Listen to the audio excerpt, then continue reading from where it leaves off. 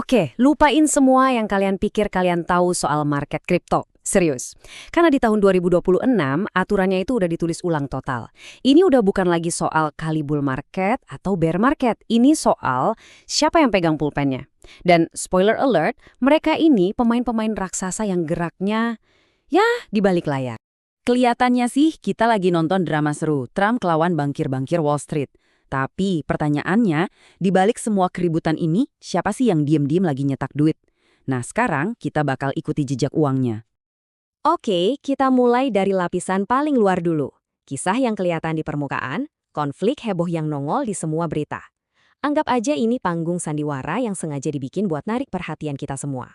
Trump ini nggak main-main loh. Dia langsung ngomong belak-belakan di media sosialnya, nuduh Wall Street lagi berusaha mati-matian jegal agenda kripto Amerika. Kenapa? Ya cuma buat ngamanin keuntungan mereka yang udah selangit itu. Ini bukan lagi sekedar debat kebijakan, ini udah jadi pertarungan terbuka.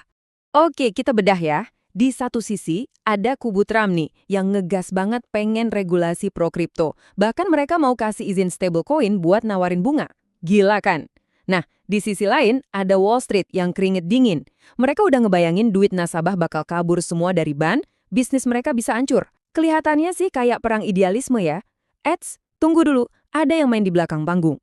Nah, disinilah ceritanya jadi makin seru. Coba lupain dulu drama Trump lawan bankir.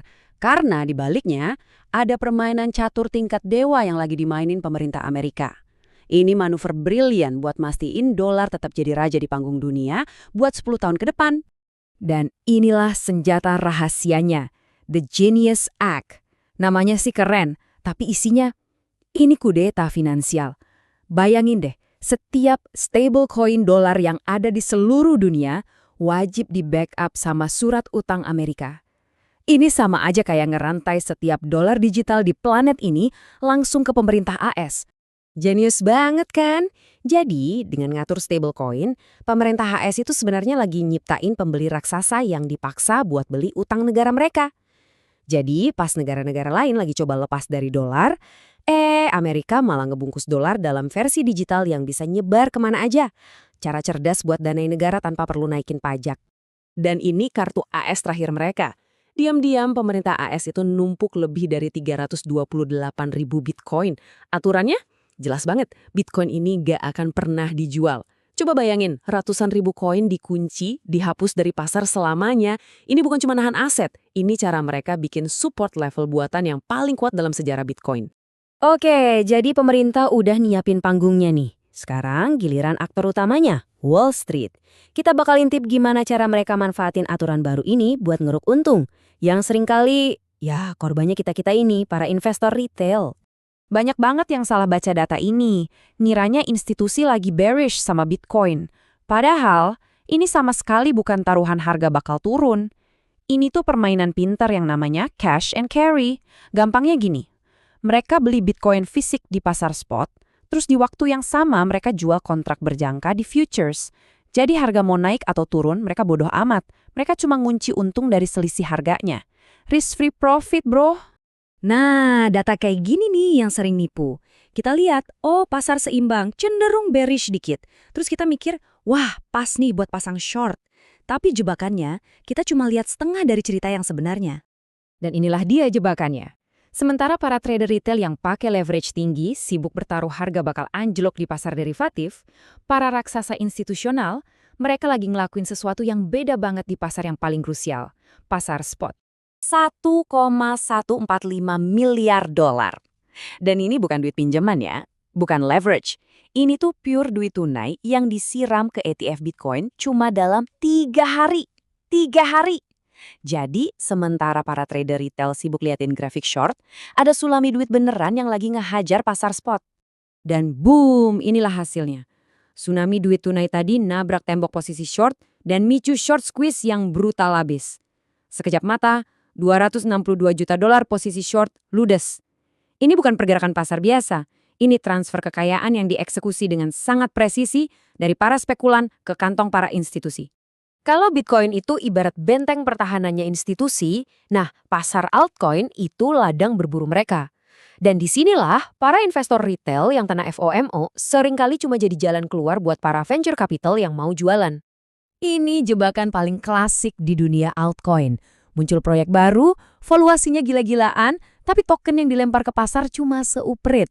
Ini sengaja biar kelihatan langka, biar harganya terbang. Para insider, wah seneng banget mereka. Tapi pas token mereka udah boleh dijual, kira-kira mereka jual ke siapa? Ya ke kita-kita yang masuk belakangan. Coba deh lihat kalender bulan Maret 2026 ini. Token hype senilai $300 juta lebih bakal dilepas, dan semuanya buat timnya. Red ngelepas 16% dari total supply-nya dalam sehari. Ini bukan lagi gerimis, ini badai supply yang siap nerjang pasar. Pertanyaannya, siapa yang bakal nampung semua token ini? Oke, cukup bongkar-bongkarnya. Sekarang bagian paling penting, gimana caranya kita selamat dan bahkan untung di medan perang ini? Ini udah bukan soal sentimen lagi, ini soal eksekusi yang disiplin. Aturan nomor 1 buat Bitcoin, jangan FOMO gara-gara cuitan politisi. Kita baru main agresif kalau harga bisa closing harian di atas $74.400. Zona beli terbaik kita di mana? Justru pas pasar lagi panik-paniknya, di area $60.000–$68.000. Disitulah kita belanja bareng para raksasa, bukan malah jadi likuiditas mereka. Di tengah situasi yang nggak pasti ini, mindahin 10–20% keuntungan ke emas dalam bentuk token itu langkah yang pinter banget. Anggap aja ini asuransi buat portofolio kita. Pilih PXG kalau butuh yang patuh sama regulasi Amerika, atau pilih XAUT kalau butuh likuiditas super tebal. Amankan untung tanpa perlu keluar dari ekosistem kripto. Kalau soal altcoin, aturannya harus sekeras baja. Nggak ada tawar-menawar. 1. Jauhi proyek yang suplainya dikit tapi valuasinya dibede-gedein. Titik. 2. Jangan pernah sentuh token seminggu sebelum atau sesudah ada unlock besar. 3. Supportnya jebol, langsung jual. Nggak pakai mikir. 4. Batasi resiko. Ini bukan soal jadi kaya semalam. Ini soal gimana caranya kita bisa bertahan buat perang di hari esok. Jadi, begitulah peta permainannya. Pemerintah, Wall Street, para VC, semuanya punya agenda masing-masing. Sekarang, bolanya ada di tangan kalian. Setelah tahu semua ini, apa langkah pertama yang bakal kalian ambil?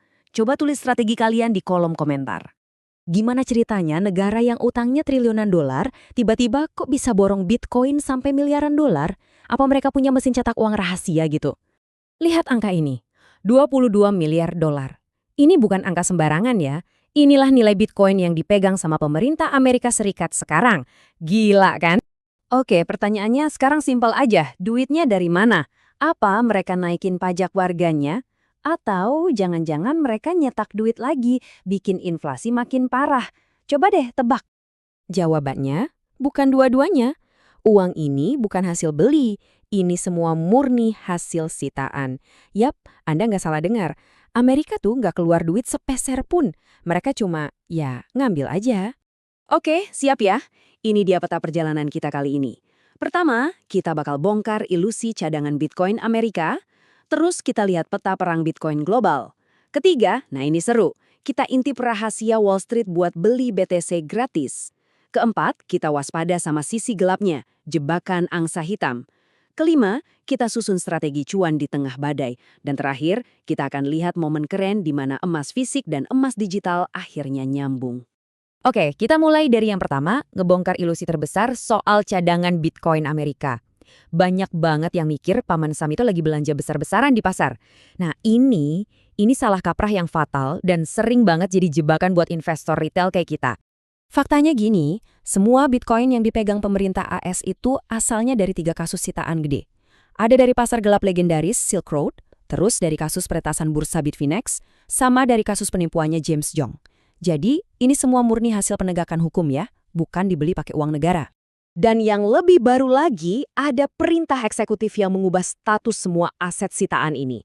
Sekarang namanya cadangan Bitcoin strategis. Artinya apa? Gampangnya, ratusan ribu Bitcoin ini dikunci, digembok, dilarang dijual ke pasar. Dan ini benar-benar mengubah semua permainan di pasar.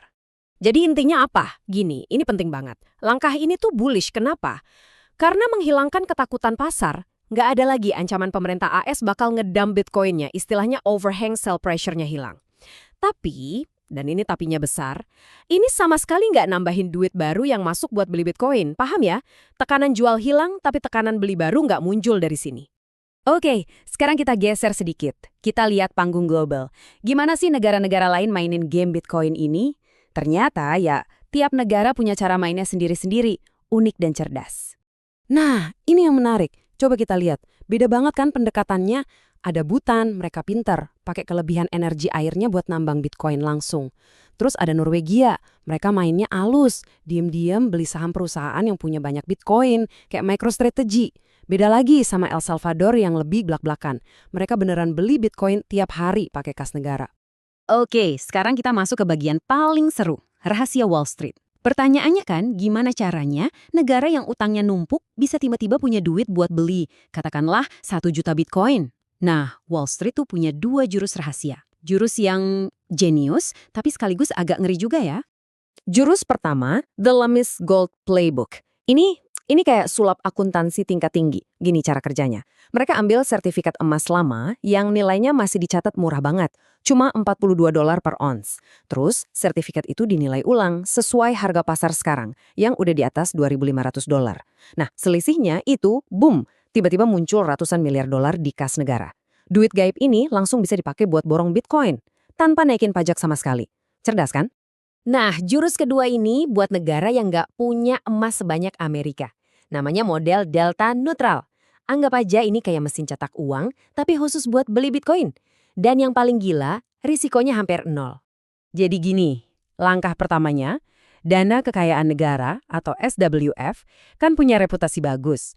Mereka bisa ngutang miliaran dolar dengan bunga super rendah. Anggap aja cuma 4% setahun. Terus duit pinjaman itu dipakai buat 2 hal sekaligus di waktu yang sama persis. Mereka beli Bitcoin di pasar spot, tapi di saat yang sama mereka juga nge-short Bitcoin di pasar futures. Jadi beli dan jual di saat yang sama. Efeknya, harga Bitcoin mau naik atau turun, mereka nggak peduli. Posisinya aman, udah kebal sama pergerakan harga.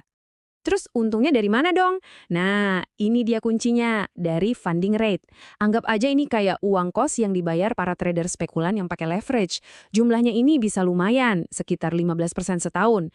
Jadi mereka dapat 15%, tapi cuma perlu bayar bunga utang 4%. Sisanya 11% keuntungan bersih tanpa risiko. Duit gratis ini ya dipakai lagi buat beli Bitcoin lebih banyak. Mesin uang beneran. Tapi, tunggu dulu. Semua strategi yang kedengarannya sempurna ini pasti ada sisi gelapnya. Ada jebakan angsa hitam, risiko besar yang ngumpet di bawah permukaan yang bisa bikin seluruh pasar ambruk. Jebakan pertama, mesin delta neutral itu sendiri. Ingat kan tadi mesin itu manen funding rate positif? Nah, pas bear market parah, funding rate itu bisa jadi negatif. Artinya, mesin uang itu malah jadi mesin bakar uang. Kalau ini kejadian di skala besar, bisa memicu likuidasi berantai. Persis kayak kasus Terra/Luna dulu. Ngeri. Jebakan kedua, badai token unlock. Bakal ada pasokan altcoin senilai $6 miliar yang siap dilepas ke pasar. Bayangin, token Whitebit atau WBT aja itu nilainya udah $4,18 miliar sendiri. Ini kayak tsunami pasokan yang bisa bikin pasar altcoin tenggelam. Dan ini bukan cuma 1 atau 2 proyek ya. Ada banyak banget token lain yang juga bakal unlock.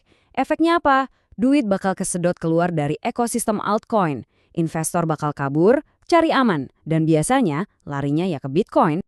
Oke, setelah tahu semua permainan di belakang layar ini, pertanyaannya sekarang buat kita, gimana caranya kita sebagai investor retail bisa bertahan?